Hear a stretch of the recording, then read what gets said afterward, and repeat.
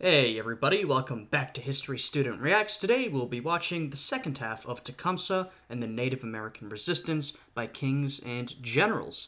So, in the first half of this video, we witnessed as the native peoples of North America were pushed westwards into sort of the modern-day Midwest, and we particularly followed Tecumseh, a boy who lived through all of this and grew up to become an impressive and influential Native American leader.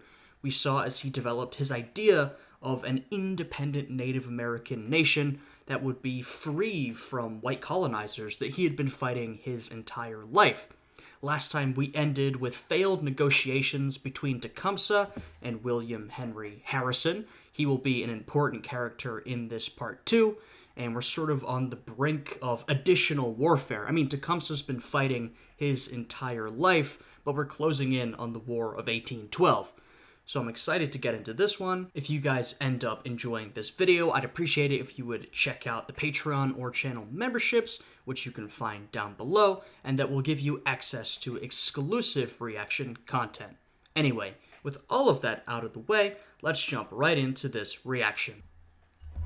Meanwhile, in Indiana, Governor Harrison was aware that Tecumseh was away from Prophetstown, which Jumping right into it, just to give y'all some context from where we were last time, we had those failed negotiations between William Henry Harrison and Tecumseh has been off trying to form alliances with Native American tribes throughout the continent. I mean, he's been mostly up and down the East Coast. I mean, he hasn't been that far west, but he's been trying to make deals with Native Americans down south. It didn't really work so well, but Tecumseh has been making some wide-ranging alliances, and as they're pointing out, he is away from Prophetstown, his base of operations, his capital city, you could call it. which was currently under the administration of Tenskwatawa. His Harrison brother. knew that Tecumseh was the main military power in the Native Confederacy, and his absence made this the right time to strike. Harrison's goal was to conquer Prophetstown, thereby ripping the heart out of the growing Confederacy and eliminating the threat of a native invasion of Indiana. Yes, and we saw that Prophetstown basically emerged as the capital, you could call it, of Tecumseh's Confederacy. It's named Prophettown after his brother, who was known as the Prophet. Tecumseh was the military leader of this Confederacy, this movement, and his brother was the religious leader. And Prophetstown has emerged as a really bustling hub of Native American activity in the region. Before it could begin, Harrison sent the Prophet an ultimatum. All Potawatomis, Kickapoos, and Winnebagos were to be expelled from Prophetstown. All warriors who had launched raids upon United States citizens had to be surrendered, and all goods and horses stolen from settlers had to be returned. These terms served to effectively disband the Native Confederacy, and unsurprisingly, were unilaterally rejected. Of course. On September 20th, 1811, Harrison marched northwards with an army of 1,000 men. Comprising this force were 325 army regulars and 625 volunteers. So, that is something worth remembering, particularly at this point. We're not talking about massive numbers of men, and also we're not talking about a lot of regular army soldiers. As we've seen in the first half of this video, a lot of this frontier fighting between white settlers and Native Americans was done using militia troops or volunteers. The government often didn't want to, and by the government I'm talking about, well, initially the British government and then the central United States government mostly didn't want to or wasn't able to send out a large number of regular army troops, and so we see a lot of militias and volunteers involved in this combat. Largely from Kentucky and the Indiana Territory. The militia was made up primarily of infantrymen, but also featured mounted sharpshooters and dragoons. Wow. The principal weapon used by this expeditionary force was the Model 1795 Springfield flintlock musket, a firearm capable of discharging 3 rounds per minute. The army stopped at present-day Terre Haute, Indiana, and constructed a stockade named Fort Harrison, which would be a staging point for their upcoming assault. Within their town, the Prophet's warriors numbered anywhere from 500 to 700, divided into tribal contingents of Winnebagos, Kickapoos, Potawatomis, Wyandots, and Shawnees, each numbering about 125 men. Most of the natives were armed with British Brown Bess muskets and carried knives, tomahawks, and war clubs. So once again, I'm not sure how widespread this misconception is. I just know that when most people, most white Americans, or I guess most Americans in general, excluding Native Americans themselves, who I'm sure have a better grasp on their own history, but when most Americans think of Native Americans and the warfare against them, they think of Native Americans with bows and arrows and tomahawks, and they certainly did have those things, but as you can see, they are using and have been using rifles for a while at this point. You know, they are using modern weaponry. It's not like they were steamrolled over by the Europeans and then the Americans. They put up some pretty steady resistance. So it's not like this battle has already been decided. It really could go either way. By November 6th, the Americans had advanced out of Fort Harrison and made camp on a high ridge around 1,000 yards west of Prophetstown. Before he had headed south, Tecumseh had warned his brother not to engage in combat, for he did not want open war before his confederacy was fully mobilized. Despite this, he was not present, and the warriors of Prophetstown looked to Tenskwatawa for guidance. The prophet had made overtures for peace that afternoon, but this was a fruitless endeavor, as Harrison could not accept any terms short of the abandonment of Prophetstown and the dispersal of its inhabitants. Meanwhile, the natives had become deeply uneased by the army at their doorstep, and many itched for confrontation. The most popular... This is in some ways an inevitable battle. Look at the history of native relations with the settlers. There's been constant warfare, and the natives keep getting pushed west. Tecumseh is trying to make a stand. He's trying to found an independent nation that the native peoples, not just one tribe, but all the tribes, can have to themselves. But to the Americans, this is their land. They own it by right, and they have a right to settle there. And they could push the natives out if they want to. So these are two groups of people who both feel they have a right to this land they are currently on.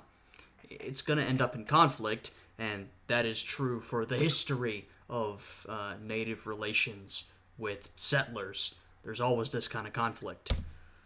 Story claims the Winnebago faction denounced any attempt at peace and demanded Tenskwatawa send them into battle. Thus, the prophet sought a vision with the Great Spirit and returned to his warriors with a plan to assassinate Governor Harrison, thereby beheading the American army and making them unable to fight. Well, we know that doesn't happen, because if that had happened, future history of the United States would be, I'd say, substantially different in several ways. The Winnebagos demanded that the attack had to be that night. Thus, Tenskwatawa invoked his shamanic powers to confer with the Great Spirit, promising that the elimination of Harrison could be carried out via a nighttime assault upon the American camp. Thus, at 4 a.m. on the morning of November 7th, the war chiefs began their attack, having been given the blessing of their prophet. They advanced upon the American camp in a crescent formation. The right horn was made up of Kickapoos, led by Chief Mengoatoa, the left made up of Winnebagos, led by Chief Waweapakusa, and the center made up of Potawatomis, led by Roundhead and Wabaunsi. The plan was to have the Kickapoos infiltrate the camp's northeastern corner and slay Harrison under the cover of darkness, at which point they would signal the rest of the warriors and massacre the US soldiers. This would not come to pass. Alright, they're taking the initiative. Tecumseh, as they mentioned earlier, is away. I believe he's still away from Prophetstown. They're under imminent threat from the forces of the United States, and they've decided to go for it. It's a shame they're missing Tecumseh, because he does truly seem like their most talented and skilled leader. We've seen his accomplishments. He's a good military leader. He's also a pretty good political leader, so it's a shame that he's not there to join in and lead this battle. For Harrison was a shrewd commander and knew well not to underestimate his native foes. Remembering all too well how 1,000 US soldiers had been massacred at the ambush at the Wabash back in 1791, he had ordered the tents in his camp to be set up in a crescent formation and for his men to sleep on top of their muskets, which were to be loaded with their bayonets affixed. Okay, so he might not expect this attack, but he's ready for it. William Henry Harrison, like a lot of people out west at this point, he's a frontiersman. He's a seasoned, what we would call Indian fighter. He knows what he's dealing with. The Kickapoos reached the American camp ahead of the other native contingents, crawling on the flats of their stomachs. At around 4:30 a.m., they encountered an advanced watchman, who managed to fire off a shot before being killed. The crack of the rifle caused the Americans to grow alert. Well, that guy lost his life, but he did manage to alert the rest of the camp. Harrison himself being awoken by 5:30, by which point the Kickapoos had reached the northwestern edge of the camp. At precisely 5:50, one Corporal Stephen Mars managed to train his sights on a Kickapoo warrior and shoot him dead. The presence of the natives was now known, and they had precious little time before the entire American stockade was alerted. And look, as we saw, we're talking about 500 to 700 native warriors. So any singular kill is actually a pretty big deal, considering the sort of small to mid-sized number of men we're talking about on both sides. Realizing that an assassination of Harrison was now impossible, the Kickapoos raised their weapons and charged, beginning the battle in earnest. All right. For roughly 15 minutes, So it's not great that already one of your initial goals, they sort of planned this whole thing around the assassination of Harrison. That was seemingly their main goal, amongst others. They already cannot achieve that, so that's not a great way to start. the Kickapoos kept the Americans' northwest flank in a state of chaos, killing a handful of soldiers and forcing the 4th Infantry Regiment and Kentucky Riflemen to retreat deeper into their camp. However, Harrison's foresight had paid off, as by 6 a.m., all hands in the American camp were alerted and had been assembled into battle positions around the perimeter. It was around this time that the rest of the native warriors arrived on the scene, with the Potawatomis launching an assault on the northwest. The battle had devolved into a slugfest. So, as we saw, Harrison was prepared. He was ready. He did not expect this necessarily to happen, but he was ready for anything like this to potentially happen. Even so, like they said, this battle is a slugfest. It's certainly not determined who's going to come out victorious, back and forth. You could really imagine it going either way at this point. A contest decided by numbers and firepower. In this, the natives were outmatched. As the hour progressed, the tides began to turn. A company under one Captain Snelling had driven the Potawatomis from the woods, who regrouped and assaulted the northern center, causing a company led by Captain Robb to collapse and fall back, only to have Snelling's contingent fall in and beat back the ensuing Potawatomi advance. Curious what's going on in the left flank, the left flank of the native warriors. They seem to be sort of dallying. I don't know if they're waiting for a chance to strike or if they're just moving slowly, because at this point, the rest of the native forces have been substantially pushed back by the American forces. We can see sort of in the center of the native formation, they're still fighting going back and forth, but I'm wondering what's going on with this left flank situation. Of course, it's not like they can just move freely, because there's also Americans in the vicinity, as you can see. So I'm curious to see if anything will come of that, or how that will go, that engagement, if it occurs. Meanwhile, the Winnebagos struck from the south, engaging in a fierce shootout with the companies of Captain Spencer and Warwick. This too was futile, as Robb... Yeah, it seems like the Americans being prepared, along with being alerted as soon as the attack was happening, sort of crippled the native attack plan, in that I'm sure this left flank would have prepared to just, run right in for a surprise attack, but instead, now they're fighting head-on with a contingent of American soldiers. When this was sort of planned to be a surprise attack / assassination attempt. Reformed unit arrived to reinforce their compatriots and drive off their enemy. By 7 a.m., the sun was beginning to rise, and the natives realized they were outnumbered 2-1. Heavily demoralized, they began retreating back to Prophetstown. Here, the Americans launched a counterattack. Fully mobilized and invigorated after repelling an attack, they encircled and charged the fleeing natives, slaying a handful more before the warriors made it back behind the fortifications of Prophetstown. Upon their return, many warriors were outraged at the Prophet, for he had promised them that the Great Spirit had ensured him a victory. Yeah, that's not a great look. I mean, if you're a prophet, a religious leader, I mean, I don't really believe in any of that stuff, but if your people believe, that's important. That's an important aspect of their ideology. If you promise something is guaranteed by the Great Spirit or God or whatever you believe in, and then it doesn't come true, people are going to be angry, and I hope you have some sort of convincing explanation. The powerful shaman was called out for being a fraud. Many renounced their loyalty to him and deserted Prophetstown. That's not good at all because, Tenskwatawa, apologies if I'm not pronouncing that correctly, the prophet, he was one of the two main leaders of this confederacy, of Prophetstown in particular. It was him and Tecumseh, his brother. He was the ideological leader, the religious leader. Tecumseh was the military and political leader. And if people are losing belief, then that kind of means they're losing belief in this movement, this confederacy as a whole, which is not a great place to be in.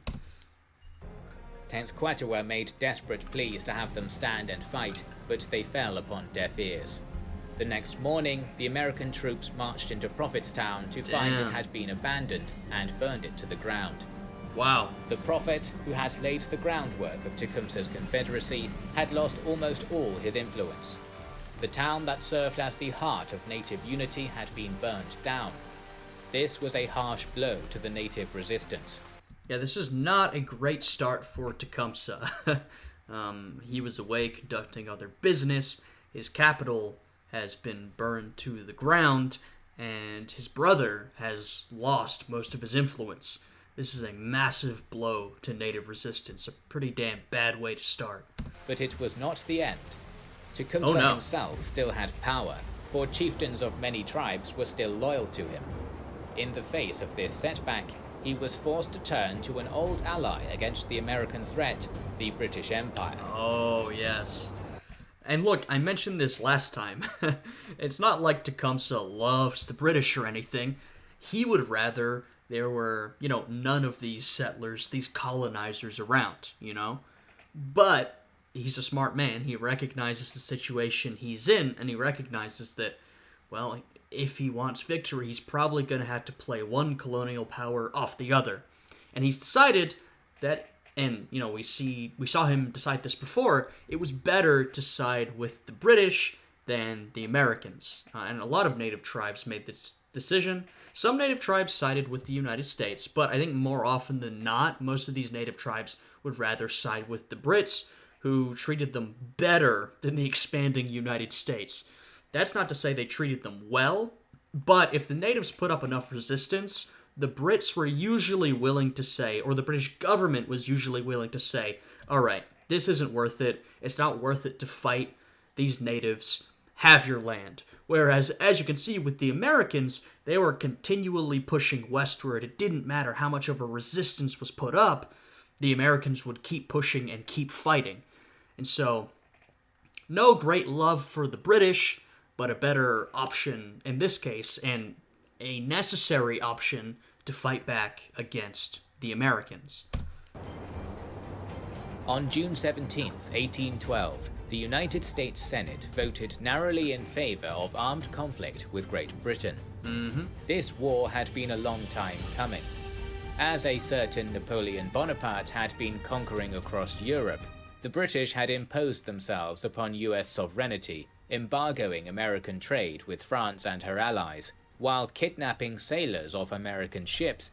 And there had been earlier beef with France over what was called a quasi-naval war, where France was also disrupting American trade. America didn't like that. And now Britain was doing the same thing.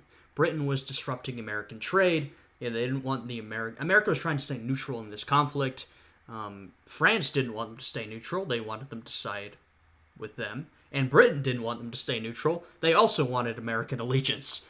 At this point, Britain was the greater nuisance because Britain controlled the seas, so denying American trade. And one of the most cited grievances is the impressment of American sailors. And basically what would happen was, British naval ships, as in from the British Navy, would approach American merchant ships or other American ships, and they would take sailors and impress them into service in the British Navy.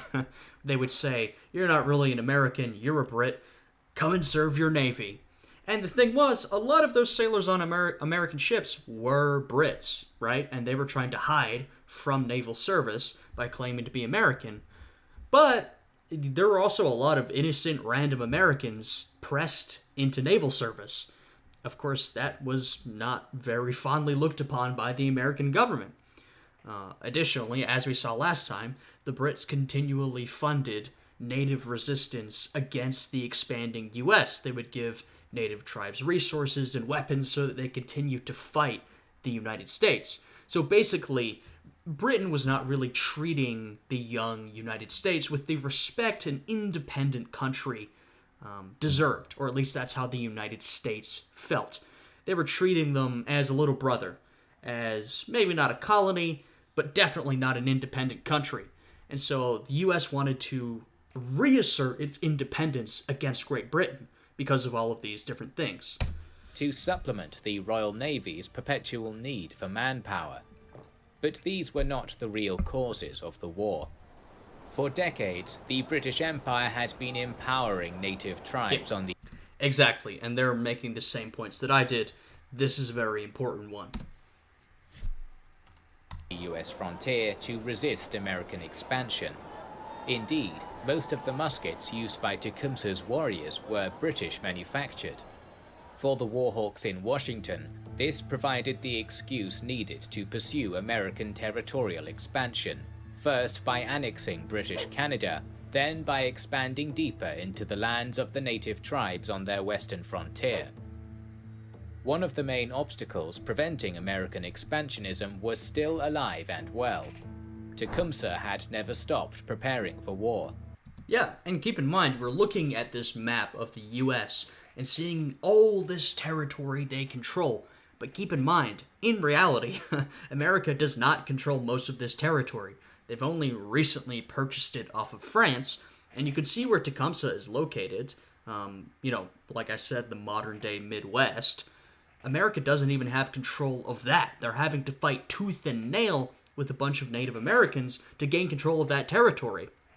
So in reality, America has control of the East Coast, and they're moving inland. They have Ohio, but that is the frontier, basically. Even though they hold territory far, far west, the Midwest is still basically the frontier of American society. And the Brits want to lessen American control over their own territory. He had no love for the British, but realized it was only through their manpower and resources that the reconquest of native lands annexed by America and the establishment of an independent pan-tribal native state was possible. To this end, he mobilized his warriors for battle. It was the general consensus that if the United States launched an invasion into Canada, the territory would fall quickly. The ongoing war with Napoleon kept the majority of Britain's armies in Europe, and the local Canadian colonials were unlikely to be willing to fight against a far superior foe. Well, remember, America wants to expand. That's one of the main points of this video. They want to expand westwards. From sea to shining sea, right? From the Atlantic to the Pacific. But at this point, they also want to expand northwards into Canada. Now that would later seem fairly ridiculous. Canada is its own thing. But at this point, that seems like a real possibility. On July the 12th, 1812, the United States began their invasion when Brigadier General William Hull marched across into Old Sandwich Town in present-day Ontario, occupying it without a fight. Sandwich Town. He offered peace to the locals should they become Americans. But to those who fought alongside the British or their native allies, he had a much darker promise. The first stroke of the tomahawk, the first attempt with the scalping knife, will be the signal for one indiscriminate scene of desolation. No white man found fighting by the side of an Indian will be taken prisoner. Instant destruction will be his lot. And when the Americans went north to Canada, a lot of them were under the impression that the Canadians would be just happy to join up with the young United States. And they were quite surprised that a lot of Canadians weren't interested. A lot of Canadians were loyalists from the American Revolution. Not to mention, a lot of them were pretty satisfied with their place within the British Empire. And so the Americans went up expecting the Canadians to rally around them, and that really didn't happen.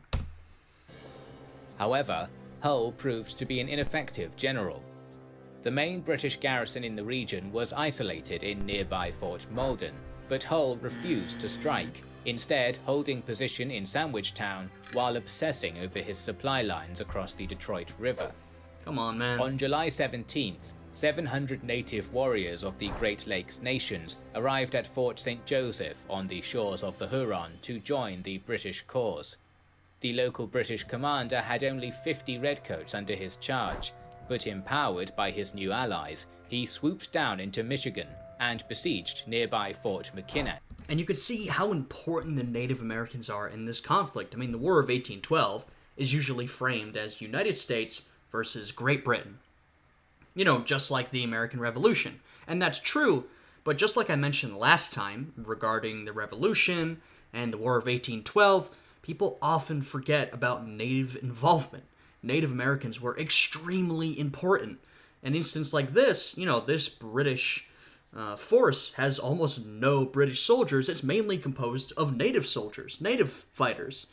And so you can see how important a role they play. Unaware that the war had been declared, the American garrison surrendered without a fight. As Tecumseh's warriors took arms, the great chieftain himself was heading north to join the fray. At Brownstown Creek, he fell fiercely upon a supply convoy of 200 US soldiers, scattering them with only 25 warriors at his side. Following this string of humiliating defeats, Hull's nerve broke, and on August 7th, he retreated back into American territory to garrison in Fort Detroit, having accomplished little to nothing. Back in Washington, Thomas Jefferson famously asserted that the acquisition of Canada this year will be a mere matter of marching. But this was no... So, you can see the American intent to take Canada, and also the expectation that they will take Canada. Of course, that is not to be. Longer the reality. Tecumseh and his natives had delivered the British a fighting chance, and with that, the inspiration for the local Canadians to resist the conquest. Yeah, and keep in mind, Britain very much has its hands full with the Napoleonic Wars going on in Europe. That is a much bigger deal to them than the War of 1812. So the War of 1812 will be fought by people who are already there, aka Native Americans. We're seeing how big a role they're playing, and colonials, Canadians, redcoats who are stationed in Canada, the people who are there and are willing to fight for Canada, or for their tribe, or for the idea of a native nation, all these people fighting for, in many different cases, many different things, but they come together to fight against the United States. But in truth, the war had just begun. There was much to do before Tecumseh's dream could be realized. It was at this point that the Shawnee chieftain's greatest ally enters the story. Major General Isaac Brock was a career soldier and a loyal British subject. In 1802, he was appointed a station in Lower Canada, where he eventually became head of the colonial army. Modern Canadians consider him a national hero, but in truth, he resented his outpost. In comparison with the Napoleonic War, Canada was a sleepy and irrelevant sideshow. That's kind of tough. You're a national hero, but you do not like the nation that you're a hero of. Nevertheless, Brock did his duty well. He reformed the provincial militia and bolstered the defenses of forts on the American border. A few months before the war's outbreak, Brock was offered a posting in Europe. Despite his personal desires, he refused, believing he now had a duty to defend Canada against the invasion he knew was soon to come. Okay. I mean, hey, shout out. I respect. Despite his personal desires, he felt some allegiance, some duty to continue the work he had started. On the night of August 13th, 1812, Brock arrived at Fort Malden aboard a flotilla of ships by way of Lake Erie. Tecumseh was there waiting for him, and the two men were eager to see one another. Both had heard of the other's deeds, and both knew that they needed each other. Brock could not defend Canada without Tecumseh's aid, nor could Tecumseh retake his people's lands without British support. Yep. The two leaders soon met face to face and quickly developed a mutual respect. They agreed that only through a quick and decisive offensive could they hope to win this war. To that end, they resolved to attack Fort Detroit, the place where the bulk of American forces in the Northwest were stationed. It was risky. It's sort of interesting looking at it from this perspective, because when we think about the American Revolution, speaking as an American, right, I've been educated in the U.S. education system, America's always framed as the underdog against Great Britain, because Britain has this big, impressive professional army, and then there's the young, scrappy Americans. And there's definitely some truth to that in the case of the American Revolution, even though, Britain could only afford to send over so many resources, and of course to the Native Americans, the white Americans certainly did not look like the underdog. In this war, looking at it from this perspective, you can see these British soldiers and their native allies are very much the underdogs in facing this American threat. They have limited resources. The Brits are far away from home, and the natives only have so much they can fight back with. And so they have to come together to win this war. It's fascinating. Since the Allies knew they would be outnumbered 2-1. Most of Brock's officers were against it, yet the Major General would not relent. Tecumseh was impressed by his new partner's resolve, famously saying, "This is a man. A more sagacious and a more gallant warrior does not, I believe, exist." Wow, high praise. On the morning of the 15th of August, an allied force of Canadian militias, redcoats and natives made camp in Sandwich Town, opposite the river to the American-held Fort Detroit. Major General... It's also interesting to think about Detroit as sort of the front lines of a war.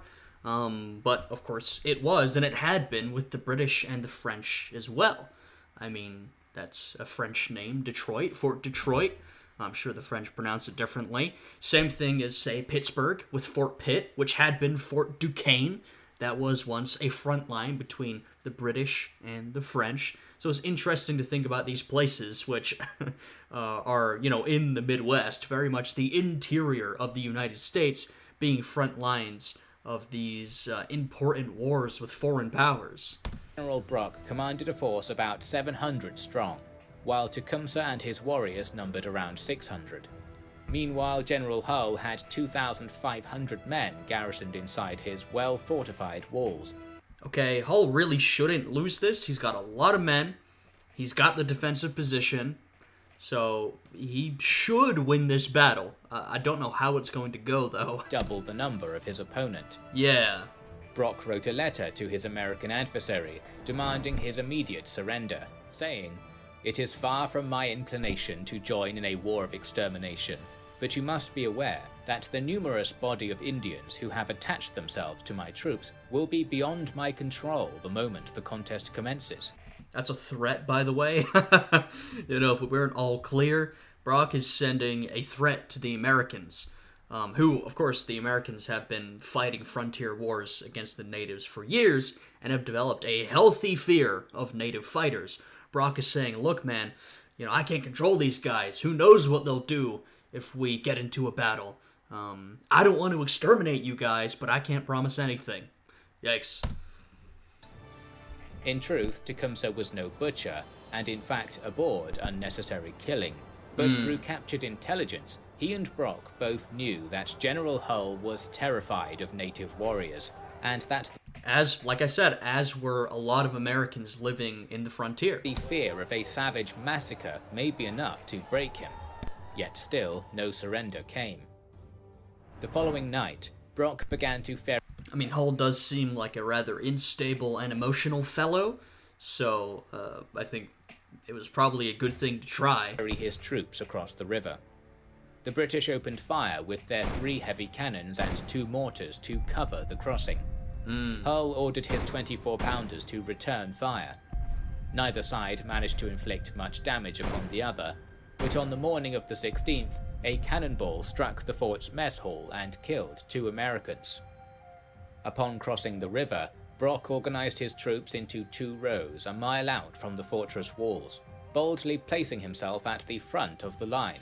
Wow. An officer pleaded that he not expose himself so plainly, to which he replied, "Many here follow me from a feeling of personal regard. I will not ask them to go where I will not lead them." Okay. When I mean, certainly a brave man, and I can definitely respect that dedication to one's men. You know, he's not asking them to do anything he wouldn't do. And him being in the front line, and I think he's hinting at this, that would certainly be inspiring to those who respect him, those who follow him. If he's willing to get out there, fight, be in the front line, then, you know, if you're a common soldier, you might be thinking, well, so am I. news arrived that a force of 400 Ohio militiamen were arriving from his rear, Brock doubled down and marched his troops to the far side of the fort, opposite to the river. Meanwhile, Tecumseh and his warriors had quietly made the river crossing 5 miles south, filtering his men into a forest within view of the fort. Ingeniously, he paraded his men in circles, repeatedly having them pass through a gap in the tree line within view of the Americans, delivering ferocious war cries all the while. That's definitely going to terrify them and give them the impression that Tecumseh has a force far larger than he actually does. This created the illusion that there were far more natives at Detroit's gates than there actually were, and made the weight of an Indian massacre all the more real. By now, Brock and Tecumseh are making some very intelligent plays. Remember, Hull has about twice as many men that they do. He has the defensive advantage, and there are more American troops coming in from behind. He has all the advantages. But with Brock and Tecumseh leading as they're leading, it feels like he's in trouble, even though he has those advantages. Now, General Hull had been psychologically broken, with contemporary reports claiming he sat in a muted daze, saliva and tobacco dripping limply from his chin. Within his fort there were women and children, including his very own daughter and grandchild.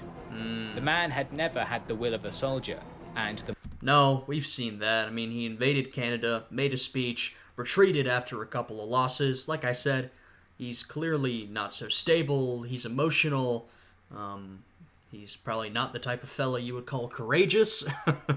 So I think this psychological warfare being waged by Tecumseh and Brock is quite effective. The mind games of Brock and Tecumseh had broken him.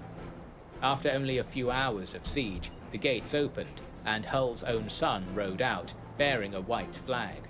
Fort Detroit had surrendered. It was a stunning defeat for the Americans. The largest garrison in the northern United States had surrendered without a fight. An extremely important fort right along the front lines that they absolutely didn't have to lose. Hull 100% could have defended the fort and defeated the British Allied forces, but he didn't. Truly a stunning loss for the Americans. 2,493 soldiers were taken captive by a force barely half their number. Wow. Tecumseh had done his part Impressive. and delivered the British a great victory. Now it was time for his imperial allies to help him push deeper into American territory and help him establish a homeland for his people. Okay, well, that didn't happen, so I'm curious to see how this goes. Unfortunately for him, this would never come to pass. The United States was determined to avenge their humiliation at Detroit, and thus launched an offensive upon Queenston Heights, managing to capture the town. This provoked Brock to rally a force of militiamen from nearby York and some native Mohawk allies to once more drive the Americans from Canadian soil. It was in this engagement where the Major General met his end. He charged up the heights with his men, wearing a silk sash given to him by Tecumseh. Wow. I mean, once again, always brave, daring on the front lines. Even though it's not going to go well for him, you can't help but respect that. Made him a conspicuous target, and as he ran up the hill, he was shot fatally through the chest. 300 Mohawk warriors jumped into the fray, holding off a much larger American army. I mean, look, if you want to be in the front lines, that's respectable, and that absolutely encourages your men. That can be a big morale boost. But there is a big risk associated with that. You're a target, right? If you're leading this force, you're a target. The death rate of officers and generals is incredibly high in this time period. They're shot from atop their horses, or they're shot while leading their men forward. So there's a big risk, but a big reward. And we're seeing that risk come into play. Until British reinforcements arrived. Queenston was retaken, and nearly 1,000 Americans were captured or killed. Despite this, with Brock dead, the native Confederacy had now lost its only reliable ally. Yeah, seems like the Americans were pushed back, a lot of Americans were captured, but I would honestly say the Brits suffered the far more important loss because they lost Brock, who was reliable, intelligent, and also willing to work with the natives. I would say the natives lost their most important ally. I'm not sure how devoted Brock actually was to the native cause. It seems like he got along well with Tecumseh. Maybe that personal relationship would have obligated him to help Tecumseh and his cause. I really don't know. I don't know the details. But at least in this conflict, as it was going, he was definitely an important ally to the native warriors. Meanwhile, an old foe of Tecumseh had come to assume command of the American forces in the northwest. None other than William Henry Harrison, the conqueror of Prophetstown. There he is. And William Henry Harrison will make quite the reputation for himself from this war. We saw his victory in the Battle of Tippecanoe. William Henry Harrison, who of course will run for president in 1840, his campaign slogan, or one of his campaign slogans, will be Tippecanoe and Tyler too. The Tyler too is a reference to John Tyler, his running mate. And so you can see that Harrison fighting in this war, his victories were a big deal, and they were remembered by the American people. In fact, there were a lot of American generals and fighters who made a name for themselves during this conflict, but I think we'll talk a little bit about that later. Unlike his predecessor Hull, Harrison was a natural leader and a decisive soldier. Yeah. His first act was to construct a bastion along the Maumee River, which he called Fort Meigs. From there, he planned to strike upwards and retake Detroit. Meanwhile, the Governor-General of Canada had promoted an officer by the name of Henry Proctor to lead the British Army due to Isaac Brock's untimely death. Proctor and Tecumseh went on the southwards offensive. Man, Brock really seems like the kind of guy who could have been truly brilliant. Like, we have the Napoleonic Wars going on at the moment. You could absolutely imagine him serving in the Napoleonic Wars, leading British troops valiantly against the French.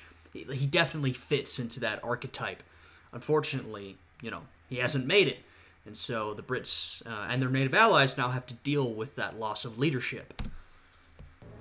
In January of 1813, the native British forces encountered an expeditionary platoon of mounted Kentucky riflemen sallying north from Fort Meigs. They clashed on a battlefield outside the borough of Frenchtown. For once, the Americans were outnumbered and suffered a resounding defeat. Nearly 500 Kentuckians were killed in the fighting, the highest American casualty count of any battle in the war, and yet another 500 were captured. The American prisoners were put on a forced march back to Fort Malden for detainment. Native warriors began taking liberties with their captives, robbing and killing the injured, and cutting down any who would not keep pace with the slog. Tecumseh himself had left before the battle's end, and was not present to see the massacre. He abhorred needless death, so when he caught wind of the prisoners' fate, he was outraged. Confronting Proctor, he demanded to know why the British general would allow such a thing. Wow. Look, that's very respectable. basically anybody in any context who is opposed to the massacre of innocents or men who have surrendered, you can't help but respect that, right? So shout out to Tecumseh. I mean, he's a man who has a cause that he's willing to fight for. He's very driven, but, he doesn't get ahead of himself.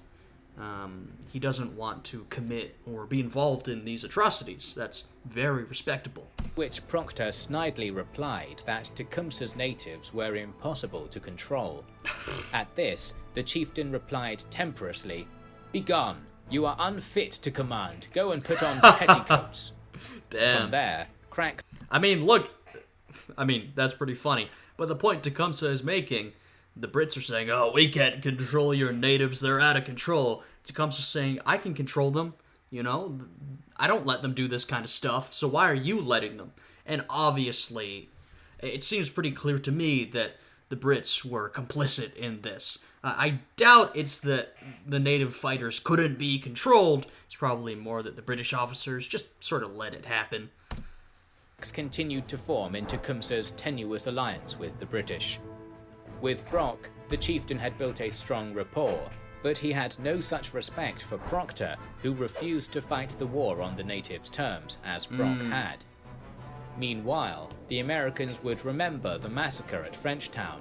Their slain prisoners would become martyrs, and the event became a rallying cry for the rest of the war. Sure enough, the tides began to turn.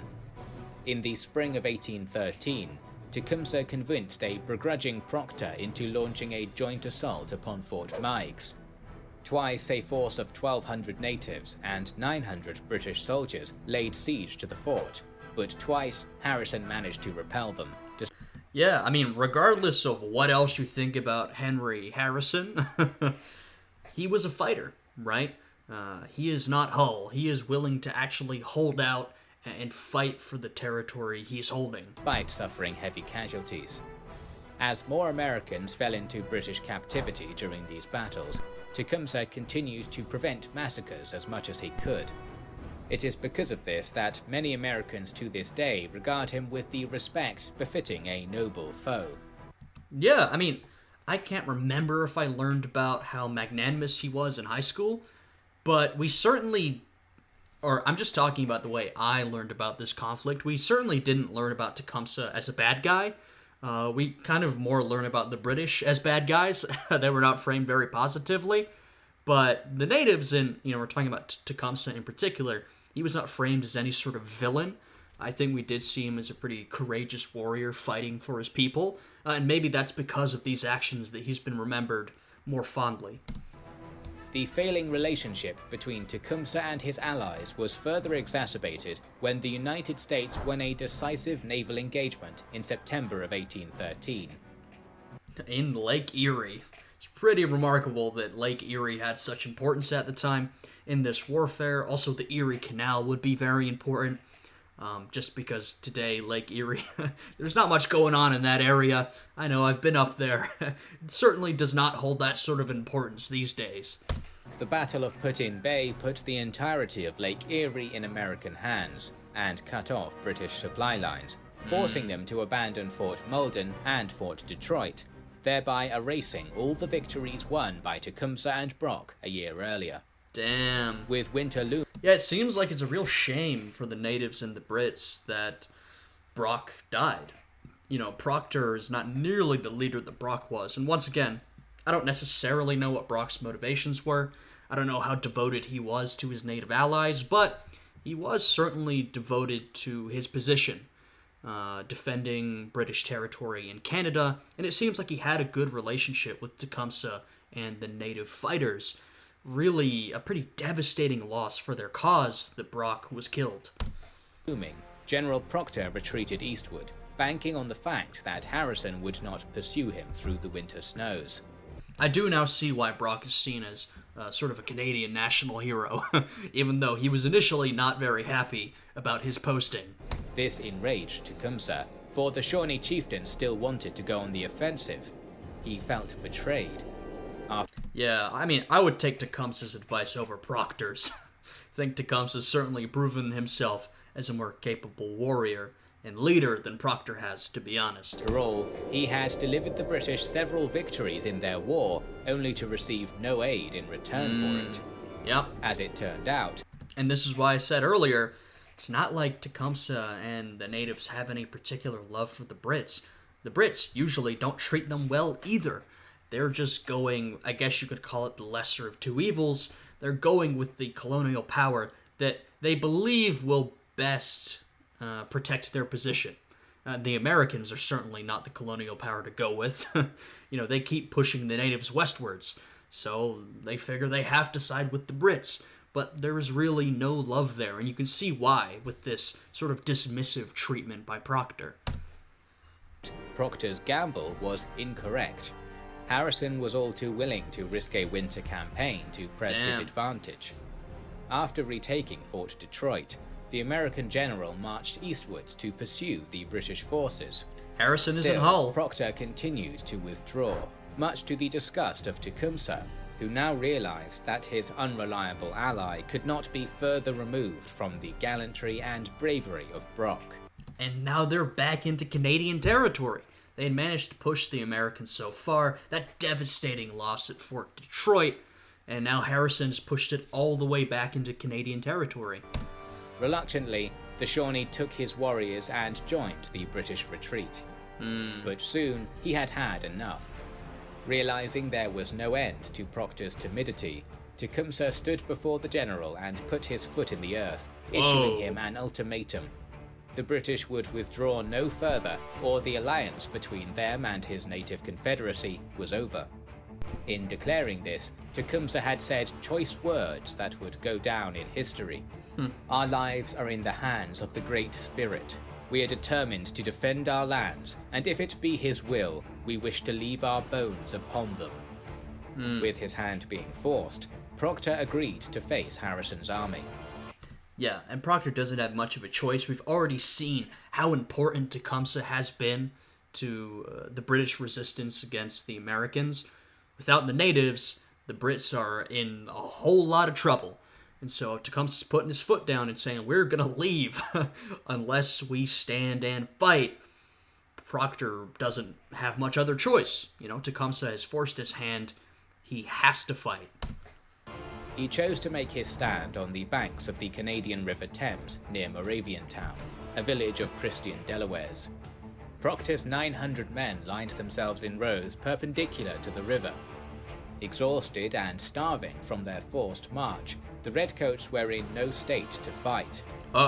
Tecumseh stationed his warriors in a black ash swamp to the British right. Once again, we see those very interesting tactics being used where you have sort of the Redcoats, the regular British troops, lined up against the Americans, and then the natives to one side or another, often in the woods or in the swamp, in territory that they're familiar with, ready to leap out and strike at the Americans when the time is right. Very interesting. Where they would have ample cover and could flank the approaching American army. Yeah. The emboldened Grand Chieftain personally shook the hand of each British officer before rejoining his men. Okay. Before long, the Americans were in sight. Harrison's force was imposing, nearly 4,000. Yeah, I'm going to say, it looks like Harrison has quite a lot of men and a pretty substantial force of cavalry. Strong. They more than doubled the numbers of the British and natives combined. Yeah, I guess we can see the Americans have built up more and more troops over the course of this war, because we've come a long way from those initial forces, even from the amount of men Harrison had at Tippecanoe.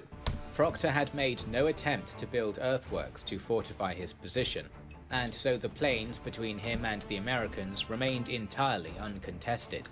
I know that, obviously, Proctor has been forced into this battle by Tecumseh, but Proctor's made no effort. I mean, this is only happening because he retreated so far in the first place, wasn't willing to stand and fight on his own terms, and even in this battle, he hasn't adequately prepared, Like, what is up with this guy?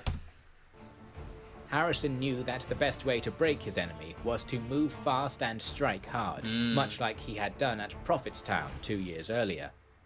The American general kept the bulk of his militia and infantry in reserve, and organized a center column of mounted Kentucky riflemen to barrel down towards the British line. Tecumseh and his warriors opened fire from the swamp. It's interesting that they're using, armed cavalry. We're not talking about a typical cavalry charge where they're swinging swords, but we have cavalrymen who are shooting their riflemen.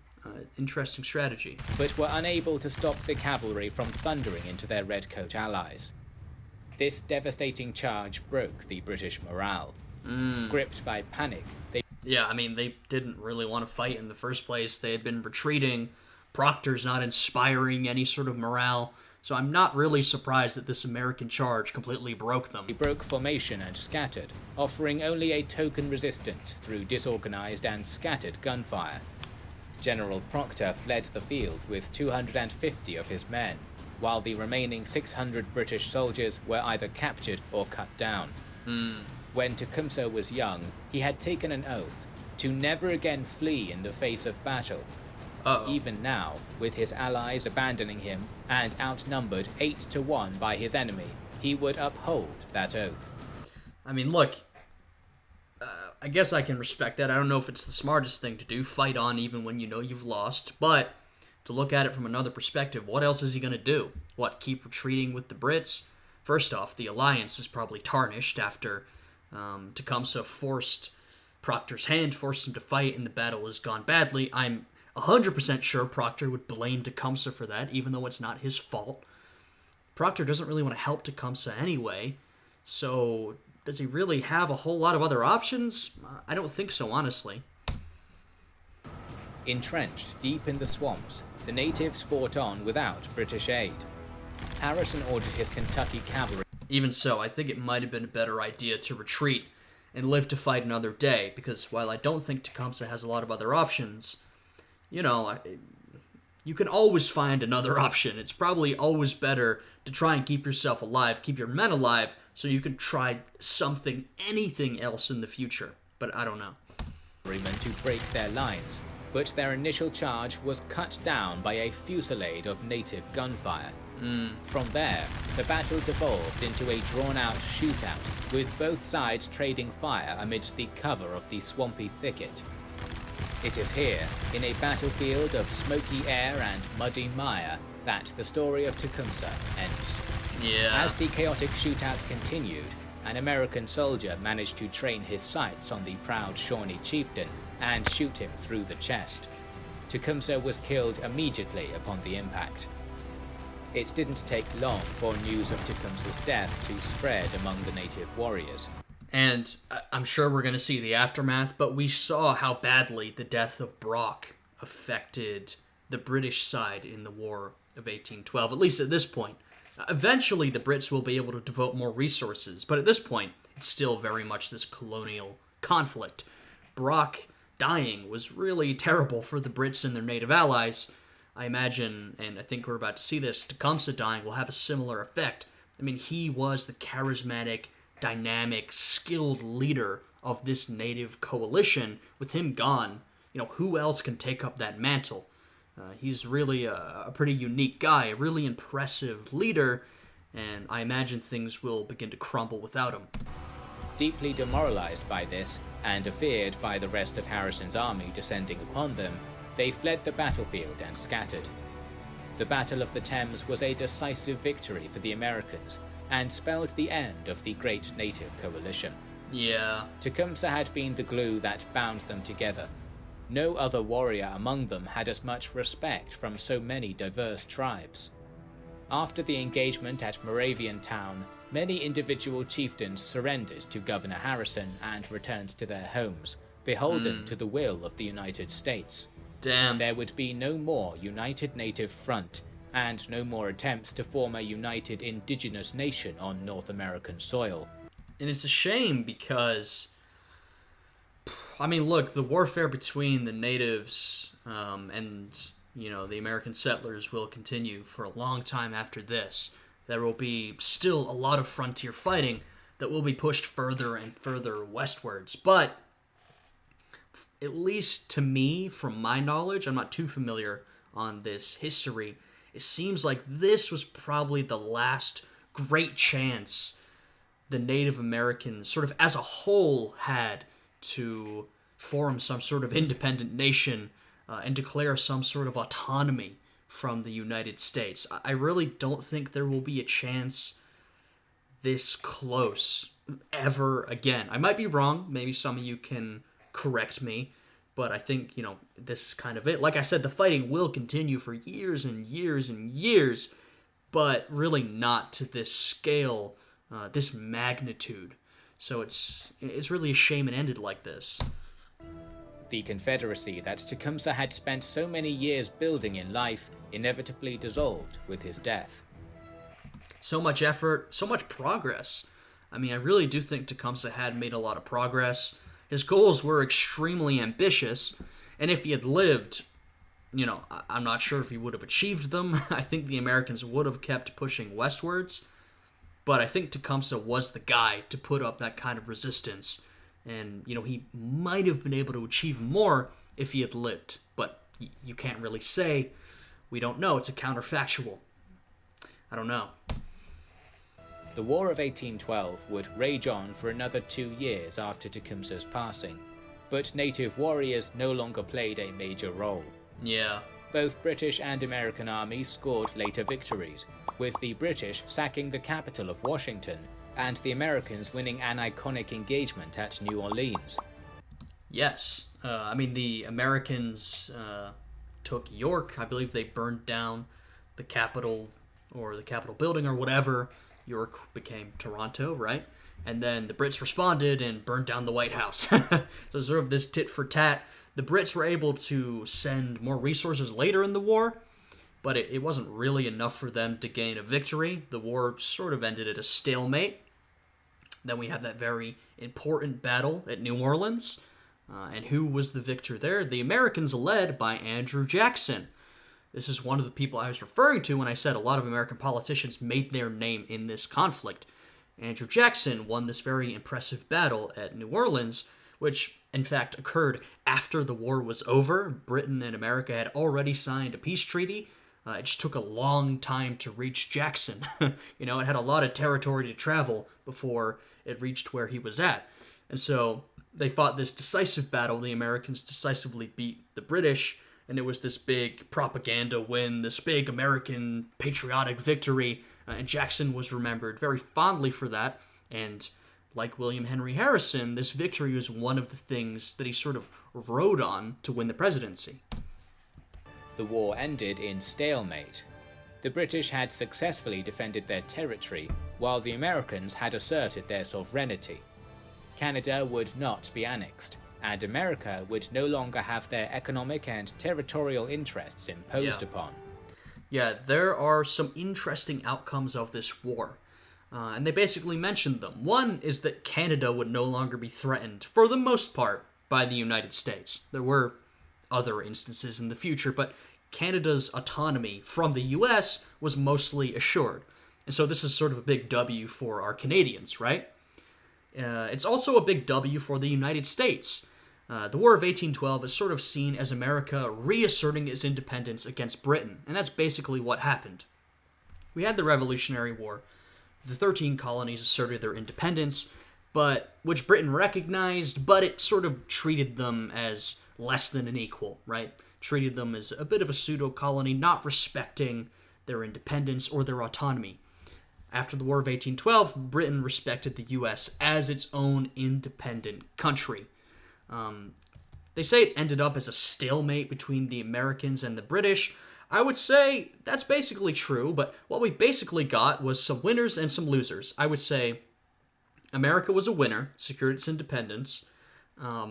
Canada was a winner, secured its autonomy. Britain was honestly kind of in the middle.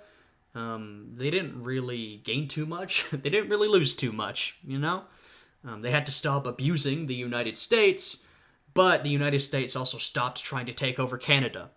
And as is true for a lot of this period of history, the Native Americans lost. As we saw, this very impressive movement built by Tecumseh completely fell apart, and really any chances for this great Native Confederacy that he dreamed of fell apart with his death. And, natives kept being pushed westwards. A lot of brutality was still yet to come. from the Americans against the Native Americans. And of course, you know, the Native Americans would endure a lot of hardship, brutality, genocide over the coming years. So they were certainly a loser in this conflict. In the end, the only true losers of the War of 1812 were the indigenous tribes of the continent. Yep, and they're saying exactly the same thing. During peace talks, the British had originally negotiated to establish a native nation, albeit only to create a buffer state to block further American expansion. Naturally, the Americans outright denied this proposal. Realizing they did not have the leverage to enforce such a thing, the British quickly abandoned the notion. Yeah, the Americans absolutely would not accept that. Manifest destiny. America has a God-given right to own all the land from the Atlantic to the Pacific. That's what they believed. And the Brits were really not willing to put it all on the table for the natives.